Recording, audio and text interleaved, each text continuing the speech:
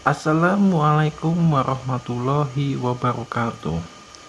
Pada video kali ini saya akan membahas tentang MCB. MCB adalah alat yang digunakan untuk memutuskan arus.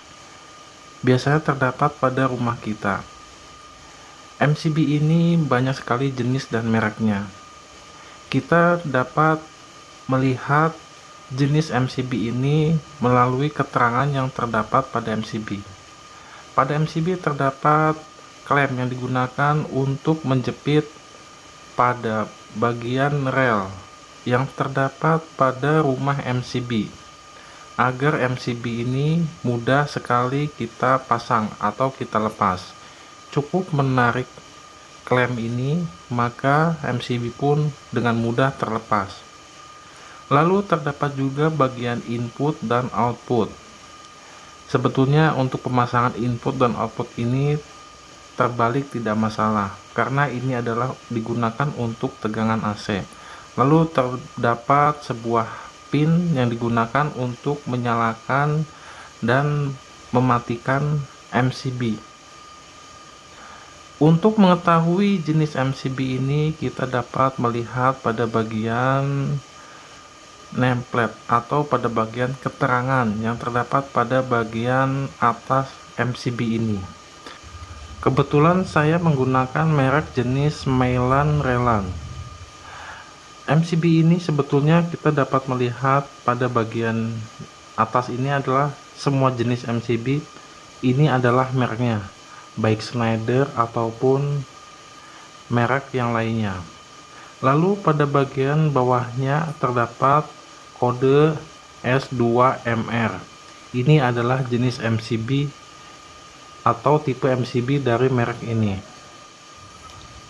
Dan juga kita dapat melihat pada bagian samping MCB ini terdapat jenis MCB ini dan terdapat kode C2. Ini adalah arus yang diizinkan melewati MCB ini. Ada juga yang merupakan kode CL2, tapi untuk merek ini kodenya menggunakan C2. Semakin besar nilai C ini, maka semakin besar daya yang digunakan pada kWh meter yang terdapat pada meteran listrik rumah. Untuk pembahasan C ini telah kami sampaikan pada video sebelumnya. Cara menghitung daya yang terdapat pada meteran listrik rumah.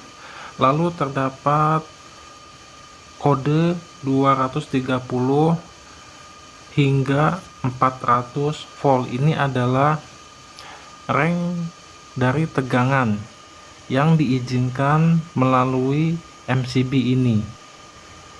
Untuk listrik yang kita gunakan di rumah kita biasanya adalah 220 volt. Lalu ada angka 4500. Ini adalah kemampuan arus atau KA. Maksimal arus yang diizinkan apabila terjadi atau terdapat short circuit. Pada angka di bawah 4500 ini terdapat angka 3. Angka 3 ini adalah maksudnya klasifikasi energi. Untuk pembahasan angka 3 ini akan kita bahas pada video selanjutnya. Selanjutnya terdapat kode IEC atau biasa kita sebut IEC. IEC ini adalah International Electrical Commission. Ini adalah standar acuan yang digunakan pada MCB ini. Dan tidak lupa terdapat standar SNI. Ini adalah umum MCB yang kita gunakan. Standar SNI ini adalah standar yang wajib digunakan pada setiap MCB yang kita gunakan, baik MCB untuk rumah kita ataupun yang terdapat pada mesin-mesin industri.